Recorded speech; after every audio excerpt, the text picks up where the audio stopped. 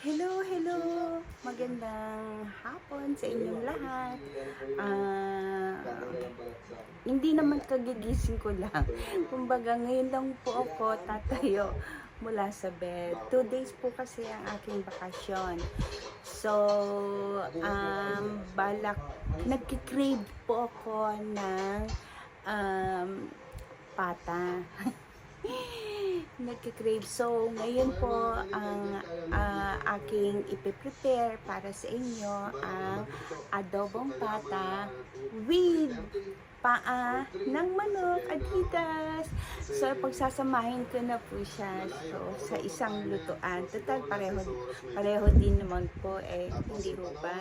So, mga ka-brothers, mga ka-sisters, magandang araw po sa inyong lahat. I hope na nakakain na po kayo. Ito po ang aking kwarto. Ando doon ang aking mama. Okay po, si Papa po nasa kabila. Okay po, so let's go to the kitchen and prepare things na po. Hello po. Nandito na po ako sa aming kitchen. So, actually, madali lang naman po ang preparation ng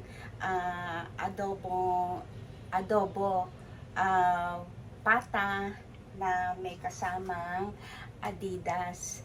So, sinamahan ko po siya ng Adidas kahit hindi naman po karamihan, tama-tama lang. Kasi yung mga anak ko po hindi naman kumakain ng ganito eh. So, kunin lang po natin yung pressure cooker. Ito po, dito po sa pressure cooker, i-mix na po natin or ilagay na po natin lahat-lahat ng ingredients. So, lagyan, yung bawang, hindi ko na po inalis yung balat kasi sabi nung ibang tao, yung balat daw po is meron daw pong nakukuhang sustansya din po. So, hindi ko na rin siya inalis. Lagyan ko muna siya ng konti sa ilalim, pati ang sibuyas. And then, ilagay ko na po itong aking pata. Actually, ang pata hindi naman nabibili ng konti-konti yan eh. So, yung part ng harapan yung binili ko kasi sabi nung nagtitinda po doon, mas malaman po yung harapan. So, lagay ko po siya. Hindi po lahat to yung pata, konti lang, hinati ko po. Tapos, another sibuyas na naman para sa gitna. Tapos, maglagay po tayo ng sa gitna ng kanyang seasoning. Meron pong paminta, lagyan ko na po. Tapos, syempre, sugar.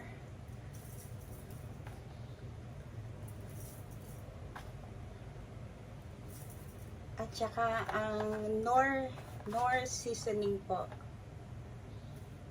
Chicken seasoning po siya. Hindi na po ako gumagamit ng Buy Cubes ngayon. Hindi po siya marami kasi ang liit-liit lang po ng aking kutsarita. Kaya maraming sando. So, ang sugar po is dagdagan natin. Siyempre po, lagyan din natin ng toyo. Ilagay po muna natin tong Adidas. Yan. Lagay natin siya.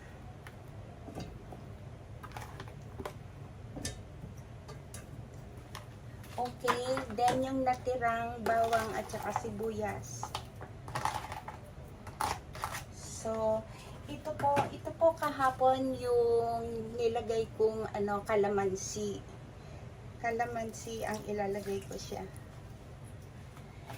And then, kuha po tayo ng oyster sauce.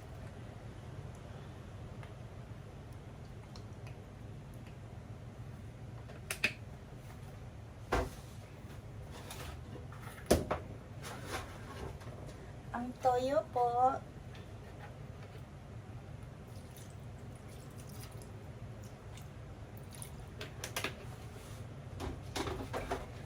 Tsaka, wait lang po.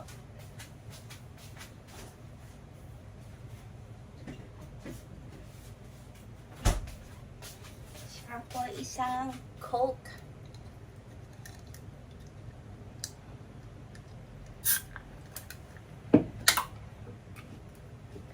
Lagay po tayo ng Coke.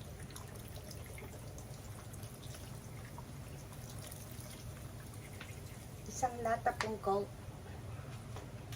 Tapos, syempre po, maglalagay po tayo ng water.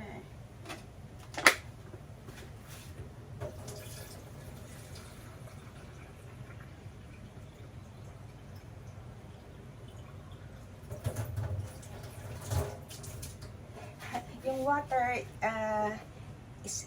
isang lata na rin po ng water. Tignan po natin kung ano. Siguro konti lang, kalahati. O ilagay na rin natin lahat. Lagay na rin natin lahat.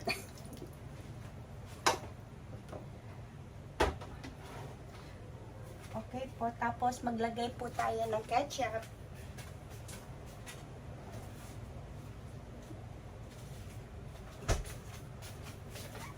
Ito po, gamitin natin ketchup.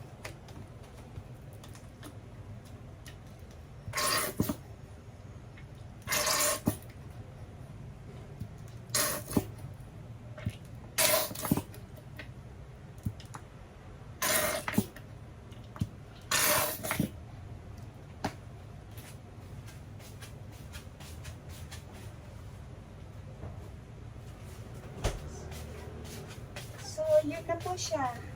Ganyan na po. Actually, hindi ko na siya halongkayin sa sa baba. Ikot-ikot ko na lang siya. And then, pagkulo naman niya, kusang mag-ano naman po yan.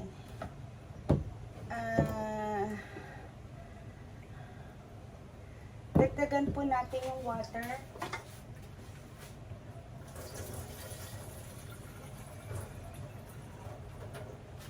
Dagdag po ako ng water.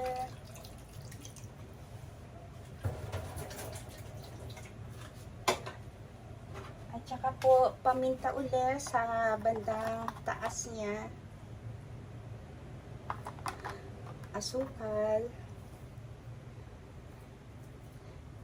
Konti lang dahil yung Coke meron na pong tamis yun. At syempre po, ang mahilig po kasi ako sa maanghang. So, mag-add din po ako ng sili.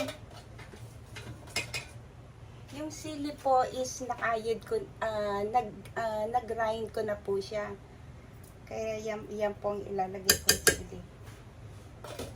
Okay po, so takpan na po natin siya.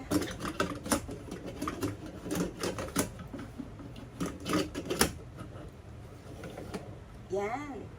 And then, pakukuluin na po natin siya at mag-wait po siguro tayo ng siguro 30 to 40 minutes po. Okay, so hintayin po natin. Nakasalang na po siya. Nung bumili po ako ng baboy kasi kakilala, suki, nagbigay po siya ng skin. So,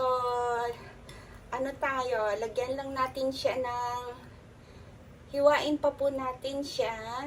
Tapos, lagyan po natin siya ng, I think, yung garlic powder. At saka asin.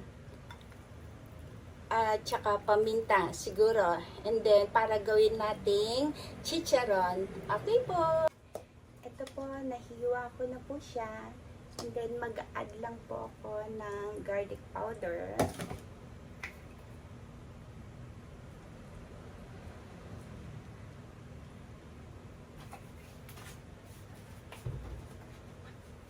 At saka asin po.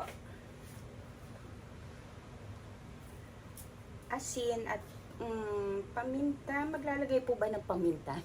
First time ko pong magluto ng ganito. Wag na muna.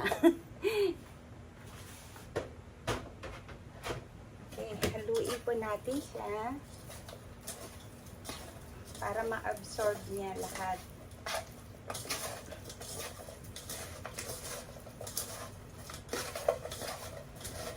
Okay po, so yan na po siya.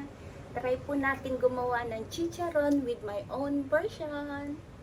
Po ang kinalabasan, sobrang lambot. Sobrang lambot niya. Naalis na nga talaga.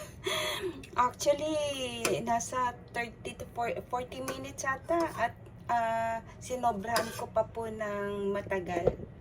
So, tikman po natin yung kanyang sabaw.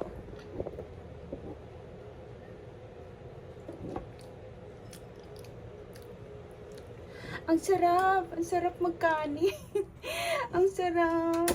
Okay, plating ko na po siya. Hello po, ito na po ang aking Adidas at ang aking adobong pata. Ang sarap-sarap po. So, ano pa po ang ginagawa ninyo? Lutuin nyo na rin po at mamaya lalantakan ko po siya. Pero hindi po ako pwedeng masyadong mag-rice. Papak lang. Pero, syempre, konting rice para naman ma-enjoy ko yung kanyang sabaw.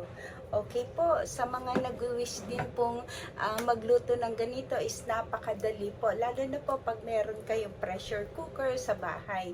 Lahat ng ingredients is ilalagay ninyo at advice ko po, samahan nyo talaga ng Coke kasi talagang may lasa na po yung Coke. Okay po, maraming salamat po sa inyong lahat. Hopefully, nag-enjoy po kayo. Hindi ko na po matiis. Gusto ko na po siyang tikman yung kanyang balat, napakalambot yung pata. Ang lambot po, oh. Okay. Tama-tama sa kanin. Meron po akong sinaing for today. So, samahan niyo po akong kumain. Magluto na rin po kayo ng ganito. At ang sarap-sarap. Yung mga, tama po kasi yung anghang na nilagay ko sa kanya. So, gaganahan talaga po kayo. Medyo, I think, kung ayaw niyo po yung ganun kalambot, siguro mga 30 to 40 po, 40 minutes pwede na, or 30. Ako po pinatagal ko po kasi para at least yung sa Adidas po para makain ko lahat. Kasi nakita ko po sa YouTube, may napanood po ako sa YouTube na pati yung buto nakakain po nila. Okay, at yun ang hindi ko magaya. Anyway, mag-enjoy na lang po ako sa laman niya. At pag-aaralan ko kung papaanong gawin yung pati buto is nakakain. Okay po, maraming salamat po sa inyo mga kasamot-sari, Pinay in Taiwan. Maraming salamat po. I hope na nakakain na po kayo dyan dahil 8 o'clock na po ngayon sa Taiwan. Okay po, God bless us all. I love you all.